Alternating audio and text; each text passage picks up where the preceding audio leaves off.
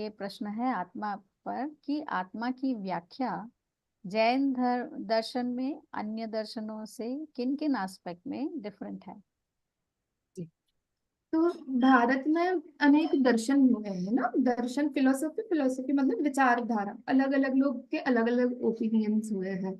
तो मैं कुछ सेलेक्टेड दर्शनों के बारे में बताऊंगी कि वो आत्मा को कैसे मानते हैं। हम कैसा मानते हैं वो तो हम शुरू से ही, जो जानता देखता है उसे आत्मा कहते हैं। जीव अजीव का बाल बोध भाग में पाठ पढ़ते हैं, उसके बाद से हम अपने आत्मा के कॉन्सेप्ट को कुछ कुछ तरह से तो जानते हैं, है ना, कि हम समझ सकते हैं।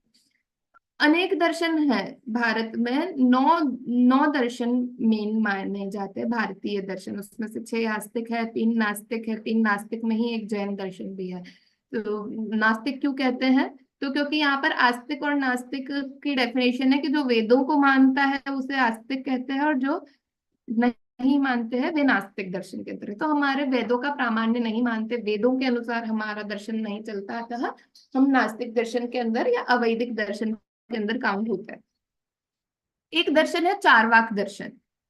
सबसे मस्त दर्शन तो वही है, क्योंकि उसमें बस कुछ नहीं करने का, मस्त रहने का, उनकी यही फिलोसफी है। खाओ पियो मस्त रहो। तो वो लोग क्या बोलते हैं, आत्मा क्या होता है? तो आत्मा आत्मा कुछ भी नहीं होता। आत्मा नाम की कोई चीज नहीं है। जो ये शरीर है यही आत्मा है, बस। तो उनका है देहात्मवाद, शरीर को ही आत्मा मानते हैं। तो ये चारवाक दर्शन की फिलोसॉफी है।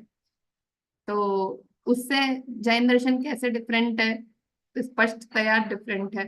तो चीज हम देख सकते हैं। फिर दर्शन आता है न्याय वैशेषिक दर्शन। मतलब न्याय दर्शन एंड वैशेषिक दर्शन दो अलग अलग दर्शन है, पर दोनों का काइंड ऑफ सिमिलर है। तो उनके मत में आत्मा कैसा होता है? तो नित्य ही होता है, विभू होता है, प्रत्यक्ष होता है, नित्य ही होता है ना। तो नित्य ही शब्द से आप समझ गए होंगे कि हमारा नित्य भी होता है ना। नित्य अनित्य, क्योंकि पर्याय की दृष्टि से देखें तो अनित्य। तो वो एक तो मानते हैं नित्य ही होता है, दूसरा विभू होता है। वो एक ही आत्मा मानता है एक्चुअली, कि एक आत्मा है जो सब जगह फैला हुआ है। विभू है ना। तो पूरी दुनिया में जैसे हमारे में आकाश द्रव्य धर्म द्रव्य को हम मानते हैं ना कि एक है और पूरे में व्याप्त है, उसी तरह से वो भी आत्मा को विभू मानते हैं। जबकि हमारे यहाँ तो हर आत्मा अलग अलग है, एक आत्मा नहीं है। आपका एग्जिस्टेंस अलग है, मेरा एग्जिस्टेंस अलग है। तो उस तरह से हम न्याय वैशेषिक से भी थोड़ा अलग हुए। अब ये है ना, एक एक अपेक्षाओं को पकड़ के इन्होंने दर्शन बनाया। मतलब कि उनकी बात है वो सही तो होगी।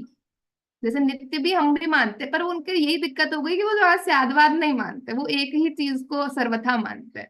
कथनचित माने तो फिर तो कोई दोष, मतलब कि कई चीजों में दोष ना आए, पर वो सर्वथा ही मानते हैं। उस कारण से हमारे यहाँ से काफी उनमें विमतियां हो जाती हैं।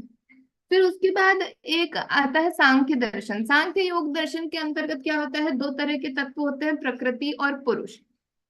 तो पुरुष एक ज्ञाता तत्व बैठा हुआ है। एक पुरुष पुरुष एक ही है, वह ज्ञाता बैठा हुआ है। और प्रकृति जो होती है, तो सत्व रजस तमस 3 गुण मानते हैं। तो जब वो उनमें मिसमैच होता है तो प्रकृति ही पूरा संसार रचती है। जो इंद्रियां हैं, जो मन है, बुद्धि है, ये सब प्रकृति का ही काम है। और पुरुष उससे भिन्न बैठा हुआ है। तो पुरुष उससे भिन्न है। और जब वो पुरुष इस प्रकृति की माया को समझ जाता है कि अरे ये तो सब प्रकृति का काम है, उसी ने ये सारा संसार जाल रचा हुआ है। जैसे ही वो अपने आप को प्रकृति से अलग मानता है, इंद्रियों से विषयों से अलग मानने लगता है, और उसे भेद विज्ञान हो जाता है।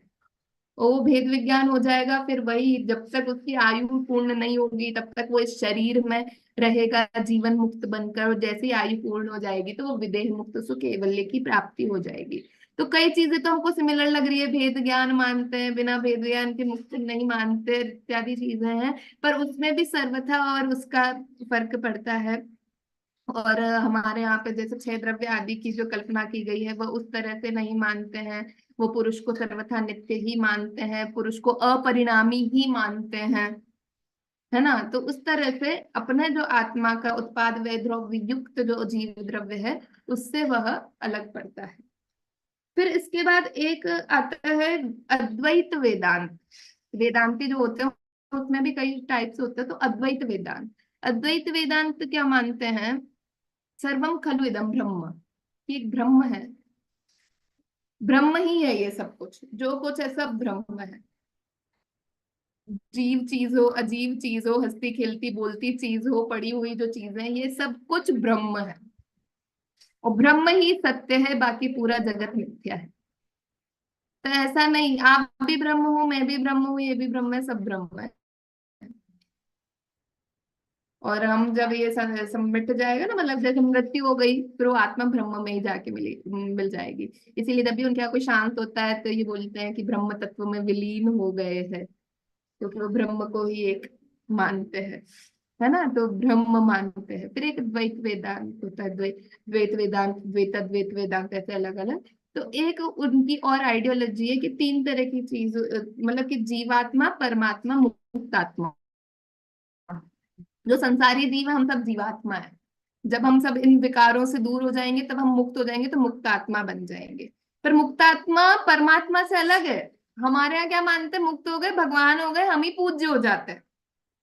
मतलब आज तक मैं पूजन कर रही हूँ, और मैं जिस दिन मोक्ष गई, लोग मेरी पूजा करेंगे।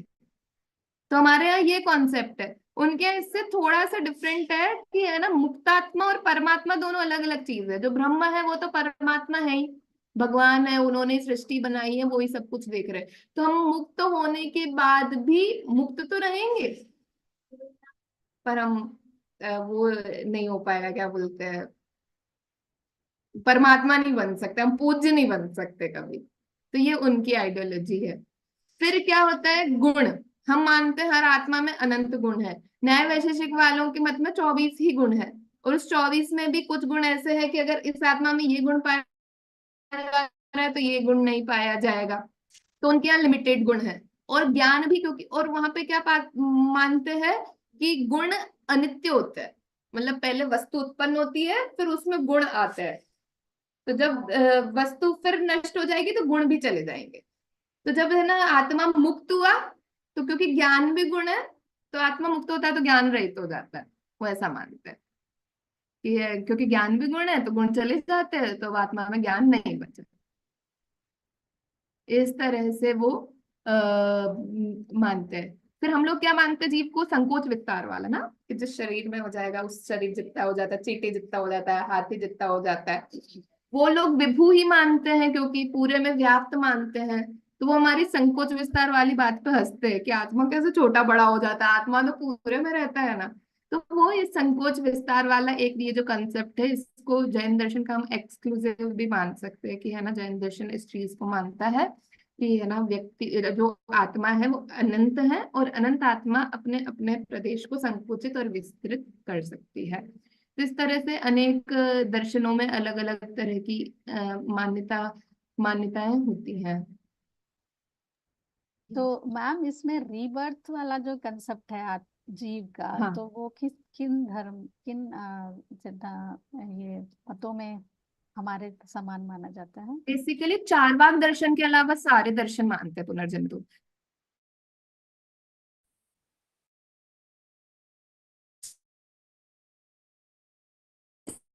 चारवाक दर्शन क्योंकि कुछ है ही नहीं, नहीं मानता। बाकी सभी लोग पुनर्जन्म मानते हैं, पर उनके कॉन्सेप्ट कुछ अलग होते हैं। जैसे हम लोग श्राद्ध आदि नहीं करते, उनके यहाँ जो ब्राह्मण में श्राद्ध होते हैं, तो ऐसा होता है कि पहले यहाँ से मृत्यु होके वो बैकुंठ में जाते हैं, पितृलोक में जाते हैं, श्राद्ध आदि देते हैं, कुछ समय वो वहां रहते हैं, उसके पश्चात फिर कभी उनका जन्म होता है। इस तरह से अलग अलग उनके यहाँ रहता है। अलग अलग कल्चर्स में पुनर्जन्म पर मानते सब लोग। और अपने यहाँ तो कर्म सिद्धांत पे जीव की हाँ, पुनर्जन्म में हाँ, फैक्टर वो माना जाता है, उनके इम्पोर्टेंट। यहाँ पे भी है ही कि जैसा कर्म करोगे तो वैसा फल मिलता है, और वो अन्य अन्य जन्म में भी मिलता है, तो वह भी रहता है। बस भगवान का थोड़ा करता पना उसमें रहता है। हमारे यहाँ पे भगवान का कोई बीच में कंट्रीब्यूशन नहीं है। भगवान रेस्पेक्ट्स आर प्राइवेसी, कि भाई तुम अपना अपना निपटो, मुझे कुछ नहीं करना। और वहां पे उनके यहाँ पे थोड़ा वो रहता है। बाकी सारी चीज काइंड ऑफ, अगर आप वो दर्शन पढ़ोगे ना, तो कई चीजें तो सिमिलर भी लगती है कि यार यही तो अपन मान रहे हैं। फिर क्या दिक्कत है, फिर वही हो जाता है कि सर्वथा और कथनचित वाला एक चीज रहती है कि वस्तु को हम सर्वथा नित्य मान ही नहीं सकते, और बौद्ध है तो वो अनित्य ही मानते हैं, तो हम ऐसा भी नहीं मान सकते। हमारा जो स्यादवाद है वही की है, और वो लोग भी मानते, मतलब कि स्यादवाद वाली चीज है ना, जब आप उनसे क्रॉस क्वेश्चनिंग करोगे ना, तो वो चीज को वैसे एक्सेप्ट करते, बस वो स्यादवाद का टैग नहीं देना चाहते वहां पर कि ये स्यादवाद चीज है। बाकी वो मानेंगे कि जब नित्य है फिर ये कैसे बदल रहा है, तो वो कुछ ना कुछ वहां पर उपाय बताते हैं। एंड बात वही निकलती है कि वो कथनचित अनित्य भी मान ही रहे, पर बस उनको वो नहीं कि अरे फिर तो हम जैन हो जाएंगे ना।